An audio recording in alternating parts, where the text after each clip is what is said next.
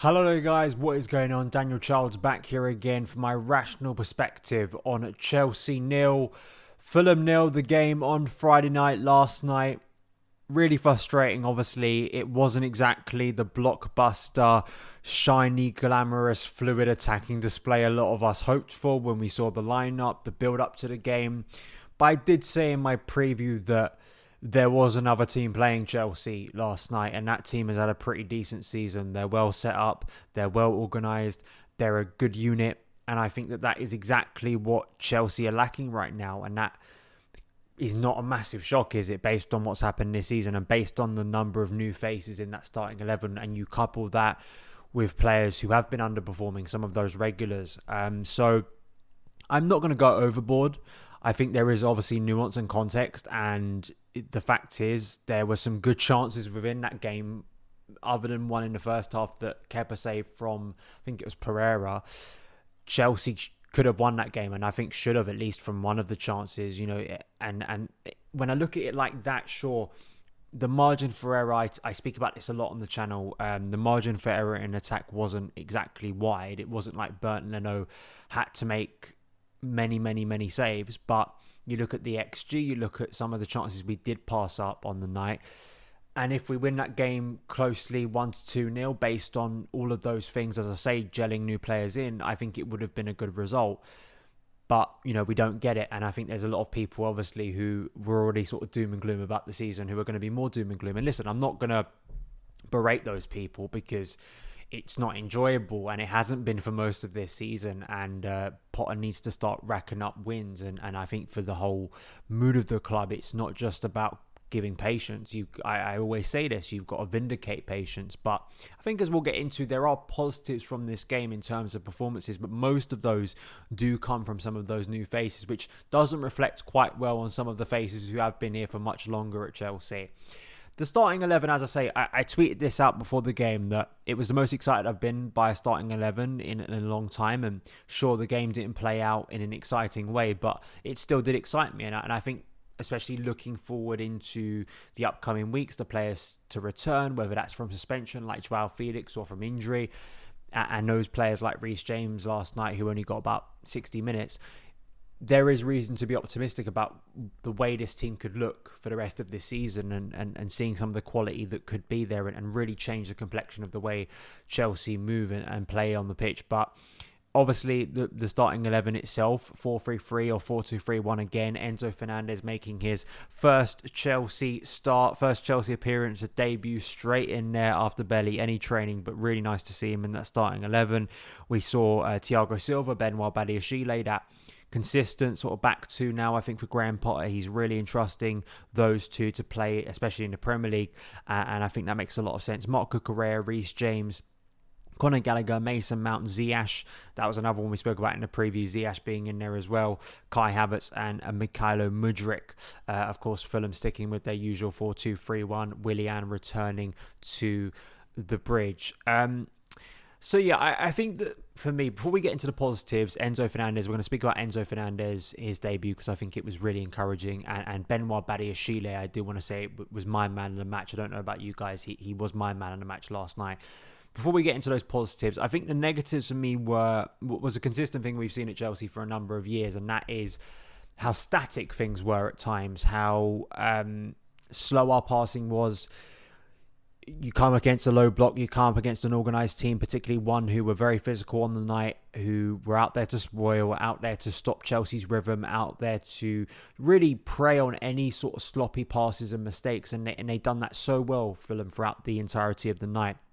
And the problem was, with the way we were set up, with the distances between, say, midfield and attack, I think with the lack of chemistry, and listen, to expect chemistry, I think only once or twice I've been watching Chelsea do you get players who click instantly. I mean, the one that instantly comes to mind to me is Cesc Fabregas and Diego Costa. Just seem to have, from minute one, like this kind of knowledge of where both players were and for Fabregas to time a pass, one of the best passers of the Premier League, and Diego Costa, one of our greatest ever strikers, and just those two had an instant connection from the minute go. I think some of that also was because they had a better structure and better players around them that I think helped them integrate so smoothly. But there also has to be an understanding that Enzo Fernandez, for as good of a player as he is, for Mikhailo Mudryk as an exciting winger as he is, to expect all these players to just have instant chemistry and know when a player is going to make a run, what movements they like to make, where they prefer to receive a pass. To expect all that to happen in one night, I mean, was obviously going to be unrealistic, but that clearly was a troubling thing for Chelsea throughout the night, and that's what really broke down so many attacks. And I think frustrated fans was how much the ball was played between the back four effectively, and that really stifled Chelsea's play. And only really when in the second half, for me, there were a few moments in the first half, but in the first half it was more about Enzo Fernandez or Thiago Silva playing a cutting pass over the top, or Hakim Ziyech doing that. And I'm not going to say that's not repetitive, but you know, that is eye of the needle stuff, which is why we've bought Enzo Fernandez, for instance. But in the second half, did feel when Nodi Madueke came on and Raheem Sterling came on, and there was more of a sense in that second half, and especially for Fofana, maybe there were more repeatable things, but those I think will come over time. And the big fear for me at the moment is just the lack of goals in this team. I mean, I saw the stat last night, 22 goals, which is Chelsea's lowest total after 21 Premier League games since the 95-96 season. And goals have been such a massive issue in this team and squad for 5 years, but I think it's really come to a head this season, like many other things. Let's get into Enzo Fernandez. Brilliant to see him in the flesh, play for the first time. One of the things just aesthetically, or kind of things that stuck out to me instantly, was the ball sticks to his feet. He has a wonderful way of just killing that ball, it staying on his feet. Nice trickery, nice footwork, which is obviously what you need in a fast environment like the Premier League. And at times he was really pressed in some dangerous areas where he couldn't afford to lose the ball. But there was also, I mean, the stats back it up. Most duels won, most tackles made, most possession won, most final third entries. I mean, he really was someone who was making a difference in that first half. And there were two passes in particular that could have won Chelsea the game. The best one of the night was sort of the one over the top that went through to Mason Mount. Mason Mount cuts it across to Kai Havertz. Havertz either is not there at the right time or just doesn't connect with it right. I think he should score. So there's one moment. There was a second pass in the first half that he played through to Hakim Ziyech, where I think Fulham, and I think everyone else was expecting him to play it to the left. If I remember, he played it sort of, I think, with his right foot through to Hakim Ziyech, and Ziyech, of course, whenever he has to be asked to hit with his right foot, is not going to be as good, and that chance went away. I mean, he had a shot from distance that in the second half that would have been an astonishing debut if that went in and won Chelsea the game. Another stat here, Enzo Fernandez is the first Chelsea midfielder in a single game this season to make 5 or more ball recoveries, tackles, total duels won, and successful long balls for Chelsea in the Premier League. I mean, that in itself speaks to a player who you just got to get more excited, right? And I think for the rest of this season, I've got a couple of Enzo Fernandez specials coming out over the next few days where I speak to people about not only the way the deal happened, but also more specifically about the player. And we may see him in this more retracted, deeper 6 role where he could still cause some damage. But maybe next season, if Chelsea do go out there and sign another midfielder, someone who's more of a holding player, you can sort of push him further up the pitch and give him more license to make those passes in the final third. But for a player, as I say, who's barely been in this country for a couple of days and is asked in a demanding environment, I think it was a really, really encouraging first night for the new signing.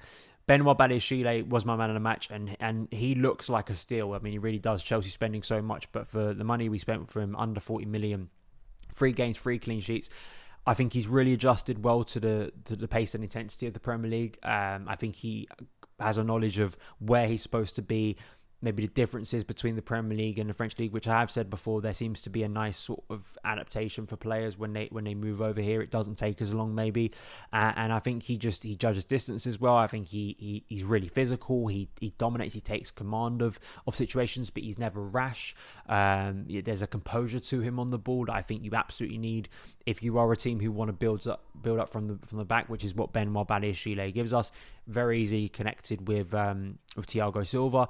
As I said, play some nice passes, and you know, you just look at the numbers. I mean, 3 games, 3 clean sheets, and Chelsea structurally, I do think in the last 3 games, with him in the team, I think Chelsea structurally and more defensively look a more solid unit now. I think that is becoming clearer to me, and I think something that is praiseworthy. I know some people will go, oh, goals matter, and of course they do, but I think from the defensive side of things, I think the defense has been doing a better job, even if there is some criticism within there. And Reece James obviously still getting back up to speed, but great that he got those 60 minutes, lovely flags in the Matthew Harding and the Shed. Great work as ever to see that for him at the beginning of the game, and he got a great ovation when he came off. So great to see him back, and great to see Ben Chilwell back too. And you're building something back there. So another clean sheet, which for a defence, that's their job. They did a good job last night, and Thiago Silva was his usual best. Other players to speak about, Noni Madueke. Again, you're asking someone to come in what is a demanding environment, and he started off from the left, but then moved over to the right when Raheem Sterling came on, and I just thought there was a fearlessness about him, and that's what we want from these players, right? And something Chelsea have lacked. And again, it's very harsh to make firm judgments, particularly from players who are coming on, say, at half time. And we saw the impact Mykhailo Mudryk had from the bench. He starts this game.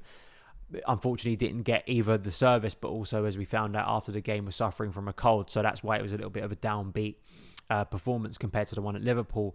But I'm excited to see more of Noni Madueke, and I also want to say David Datro Fofana I'd love to see start the next game too, because I just think he did really well. I think to the chance that everyone will think about that he could have won Chelsea the game, I actually think with his movement there was much more natural of a striker, and he just because he is a striker compared to Kai, who we're not quite sure what he is at the moment.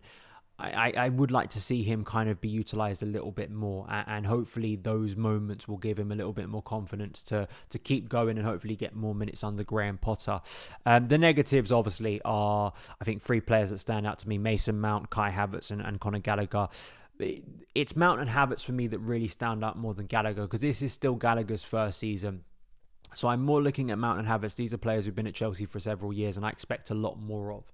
And Mason Mount, it's easy enough for me to sit here and go, oh, he's a contract playing on his mind, but it's just baffling game by game. The lack of precision from there. He played as I say, it's kind of the nuance of everything, right? It's like if Kai Havertz you talk about two players at once, if Kai Havertz puts that chance away in the first half, then both of those players come away from that game feeling a lot better about things. But these two players really need to be taken out the firing line and need a rest, and they need to be given competition, which I think is what they're going to have now with Joao Felix returning, with Carney Chukwuemeka I think getting into more minutes, with the eventual hopefully debut of Andre Santos when he returns from Brazil.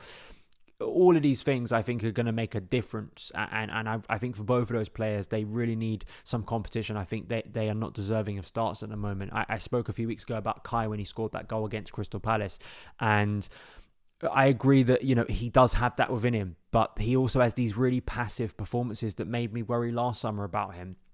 And we are the more performances like that happen, and the more Chelsea don't win, I think more and more we're going to get into a situation this summer where a conversation is going to need to be had. And I do think this ownership, and I say this for all of those players except for the ones who've just been signed, I get the feeling that this new ownership are going to be brutal at times with selling players. I think if they can see value for a player in the market, I don't think they're going to be like the previous ownership in recent years and just cling on to players for year after year after year.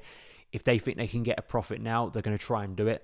And particularly when you look at a player like Mason Mount, who it's just unthinkable to think that he could leave. But his contract situation, as it drags on and on and on, it is more and more concerning. And for both of those players, I think they really need to step up in the upcoming weeks, and they don't deserve to be starting games. And I don't know how people can argue against that at the moment. That's just, these are two players who've done some brilliant things with Chelsea, but nowhere near the performance levels. And Gallagher, I think, continues to be erratic. I think he was a little bit better in the second half, played the pass over the top, I think it was for Datro Fofana in the second half, that again could have won Chelsea the game. But I still think for Gallagher, it's in terms of application spirit, those are things that I have no doubt with Gallagher. I still think that maybe he's going to be a little bit lost in a shuffle of all these new players coming in, and the complexion of Chelsea looking a lot different to what it did 12 months ago when he was at Crystal Palace. And but I think he'll keep fighting, and I'm sure he'll get minutes at points. I'm just curious to see how he's going to fit into this new team with the new players coming in, how he is utilised best as a central midfielder, particularly when you've got players like, say, Joao Felix, who you'd suspect he's going to play in a 4-2-3-1, kind of a floating kind of number 10 role behind a central striker, maybe. I mean, I may be proven wrong, but the way the team is looking at the moment and the way it's being built, I could very naturally see a situation where Mudrik's on one side, Maduake's on the other, and you've got Joao Felix or Mason Mount or Kai Havertz, kind of three players competing for one. And then I think maybe the ideal thing is you have Enzo and someone else behind Mateo Kovacic, N'Golo Kante when they come back from injury. So I think it's going to be difficult for players like Gallagher, but that's Chelsea, right? We want to see competition. So those are my thoughts on the game. I know some people, as usual, it's the end of the world. But Chelsea have got a run of games now where I'm expecting wins. West Ham, Southampton, Leeds, I think is coming up to. Of course, you meshed in within that. We have the Borussia Dortmund games. But in terms of the Premier League, we need to start seeing wins on the board. I see. Listen, we can't go overboard when you're bringing in new players, and you can't suddenly make a snap judgment. But Graham Potter has had some time with some of these players who played last night on the pitch. And I think some of it is when he gets some of those injured players back, I think it's about being more brutal and more clinical. Once again, I think it's a constant criticism that people have of just being a little bit more brutal. And I think he's getting there in terms of making the team look a lot more, I think, young in terms of the players who are going to be here for the long haul. But I still think there is more to do in that aspect. So we will see what happens next week at West Ham. Follow me on Twitter at SonOfChelsea. Thank you guys so much for tuning in. If you're listening on the podcast, thank you so much for tuning in. Son of Chelsea is a part of the 90 Min Podcast Network. Get on TikTok, get on Twitter, Son of Chelsea, all that good stuff. And I will see you again very soon. All the best.